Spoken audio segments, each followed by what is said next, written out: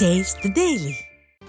திருச்சி லால்குடி அருகே உள்ள ஊட்டத்தூரில் புரட்சித் தலைவி அம்மா பேரவை சார்பில் விளக்க உரை பிரசுரம் வழங்கி பிரச்சாரம் மேற்கொள்ளப்பட்டது.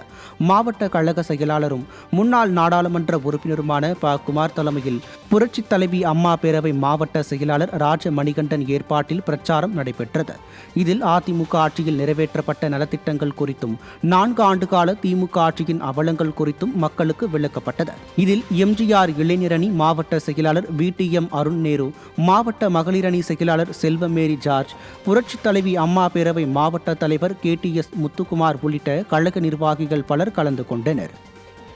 தருமபுரி மாவட்டம் அரூர் தொகுதிக்குட்பட்ட கோபிநாதம்பட்டி கூட்ரோடு பகுதியில் விடியாதிமுக அரசின் அவலங்கள், அதிமுக ஆட்சியின் சாதனைகள் அடங்கிய பிரசுரங்களை வழங்கி கழக நிர்வாகிகள் திண்ணை பிரச்சாரத்தில் ஈடுபட்டனர்.